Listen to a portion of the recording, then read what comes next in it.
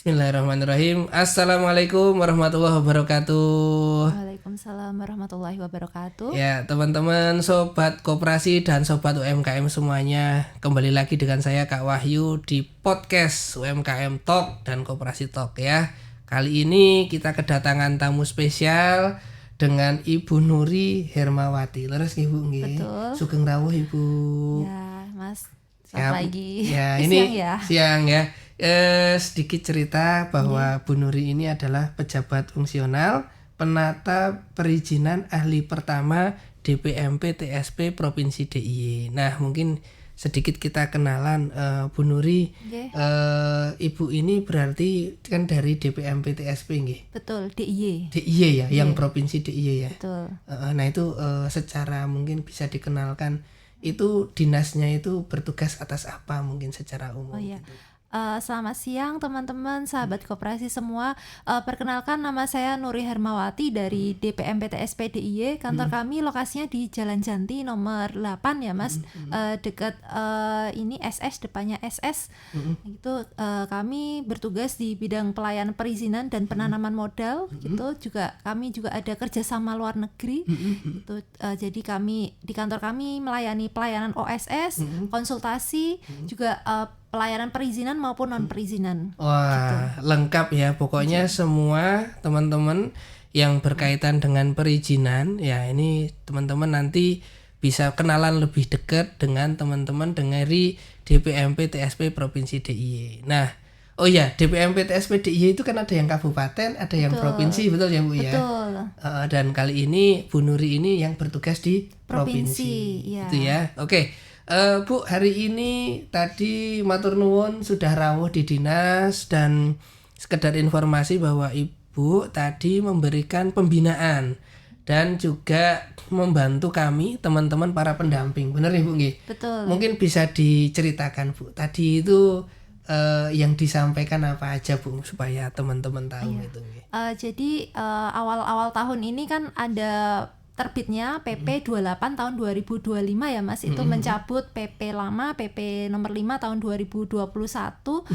Jadi nanti ada perubahan mekanisme dalam pembuatan NIB. Nanti kalau di PP 28 tahun 2025 ini nanti kalau mau membuat NIB nanti masukkan dulu lokasinya di mana. Seperti itu. Kalau yang dulu yang PP 5 tahun 2021 kan masukkan KBLI-nya dulu baru mengisikan informasi lokasinya di mana. Kalau yang sekarang yang pasca PP 28 tahun 2025 ini dibuat alurnya itu secara sistematis. Jadi kan ada persyaratan dasar ya. Persyaratan dasar itu ada 3, yaitu perizinan lokasi tentang KKPR, lalu perizinan tentang bangunan ada SIM BG dan SLF, juga ada lingkungan ya, untuk persetujuan lingkungannya seperti itu. Nah, ini dibuat secara sistematis. Jadi nanti pembuatan KBLI-nya didahului dari pintu gerbang utama perizinan, yaitu lokasi usaha. Jadi lokasi usaha itu harus sesuai dengan RDTR seperti itu Mas. Wah, oke. Istilahnya udah banyak ya teman-teman. Jadi secara sederhana ini tadi disampaikan aturannya ada perubahan, betul nggih? Betul. Dan melalui PP nomor 28 tahun 2025, jadi teman-teman yang nanti akan melakukan penerbitan NIB, ya benar ya? Betul. Itu skemanya atau tata caranya nanti ada perubahan, ada perbedaan dengan yang sebelum-sebelumnya, betul nggak Ibu? Nah ini yang menarik, jadi teman-teman bagi para pelaku usaha atau koperasi, ketika teman-teman nanti akan mengurus perizinan, silahkan nanti untuk mencermati ya di bagian ini. Nah, Ibu tadi kan menyampaikan juga ya bahwa setiap perizinan yang mau dikeluarkan melalui OSS atau NIB ini nggih, itu berarti diawali dengan analisa lokasi terlebih dahulu. Betul. Ya. Nah ini mungkin penjelasan sederhananya seperti apa ini Bu? Jadi tata ruang itu kan membuat aturan ya tentang RDTR itu setiap pelaku usaha itu melakukan usaha harus sesuai dengan lokasinya. Jadi, sesuai lokasinya, benar itu? Iya, betul, sesuai dengan peruntukannya. Jadi misalnya pelaku usaha ini mau berusaha tentang perdagangan atau jasa, nah itu di lokasi tersebut harus sesuai dengan RDTR. RDTR itu rencana detail tata ruang. Rencana detail tata ruang. Betul. Sehingga teman-teman jangan asal bikin usaha ya di tempat-tempat yang di situ sudah ada aturan-aturannya, kira-kira Betul, begitu. iya, untuk meminimalisir resiko-resiko terhadap penyalahgunaan fungsi ruang ya. Gitu. Oke. Nah ini jadi teman-teman, ayo silahkan untuk dicek ya, apakah lokasi yang teman-teman gunakan ya, sobat koperasi maupun sobat UMKM, ketika menggunakan ruang untuk kegiatan usaha, ngoten nggih? Iya. Itu harus diperhatikan ya, jangan sampai nanti menyalahi fungsi dari ketetapan peraturan terkait tata ruang tersebut. Benar nggih Bu ya? Nah ini secara umum kan kalau kita itu dulu mengenal ada resiko usaha itu 4 ya. Ada rendah, menengah rendah, menengah tinggi dan tinggi. Kalau yang rendah itu cukup NIB aja perizinannya. Kalau yang menengah rendah itu nanti NIB plus sertifikat standar yang terbit otomatis, dan menengah tinggi nanti ada NIB plus sertifikat standar yang harus terverifikasi, artinya harus memenuhi persyaratan-persyaratan yang ditentukan. Lalu tinggi itu nanti ada izin, nanti melakukan pemenuhan persyaratan. Jadi semakin tinggi resikonya, semakin banyak persyaratan karena terkait dengan aspek kesehatan, keselamatan, lingkungan maupun aspek-aspek lainnya gitu, ketersediaan sumber daya alam dan lain sebagainya. Karena ini OSS berbasis resiko ya, jadi kita menganalisa resiko terhadap kesehatan, alam dan sebagainya. Wah, ini kuncinya di situ teman-teman. Jadi pemerintah ini berusaha memberikan sebuah garis ya, aturan gitu nggih. Dengan harapan itu bisa betul-betul menjaga lingkungan, menjaga kesehatan gitu nggih.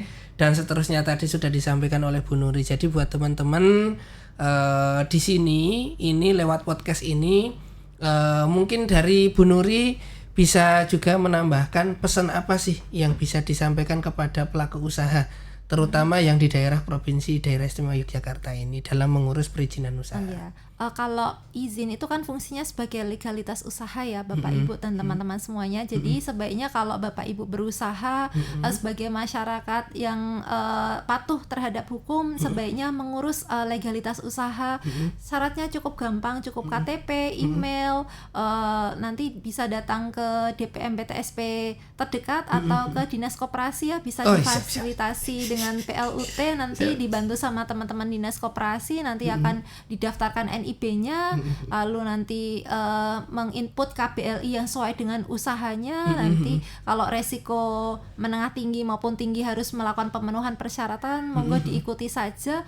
Saya rasa sekarang pasca terbitnya PP 28 tahun 2025 ini persyaratan lebih simpel daripada PP 5, dan kami dari pemerintah akan membantu fasilitasi terhadap perizinan-perizinan tersebut gitu. Nah ini buat teman-teman, jadi silahkan ya dimanfaatkan layanannya dan ayo diikuti ya peraturan dari pemerintah dalam memiliki pemenuhan terhadap izin dan tadi ya peraturan yang sudah disampaikan tadi.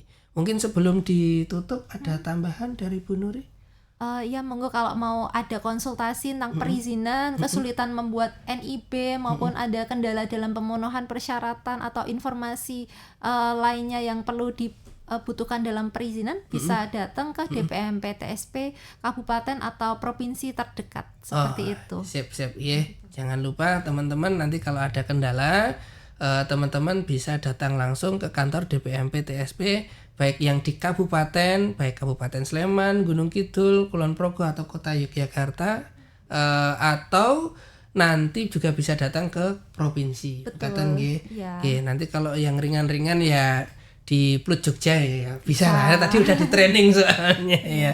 Matur nuwun Ibu Nuri atas kesempatannya. Semoga senantiasa sehat selalu. Amin. Lancar sedayanipun. Amin. Ya siap teman-teman ya. Terima kasih yang sudah nonton video ini. Oh ya, jangan lupa teman-teman silahkan boleh klik di kolom komentar, diketik ya apabila ada kendala apa, silahkan untuk disampaikan. Atau nanti teman-teman juga bisa datang langsung untuk menyampaikan misalnya ada permasalahan terkait dengan perizinan. Teman-teman nanti juga ada layanan konsultasi. Oh ya, Bu, di DPM PTSP juga ada layanan konsultasinya ya? Ada di WA Mas, ada di nomor 0821 1136 0606. Nah, ini ada nomor handphone yang nanti bisa teman-teman gunakan juga ya. Baik, terima kasih Bu Nuri, terima kasih teman-teman semuanya. Salam UKM naik kelas ya, salam sehat selalu. Matur nuwun. Assalamualaikum warahmatullahi wabarakatuh. Waalaikumsalam warahmatullahi wabarakatuh. Thank you.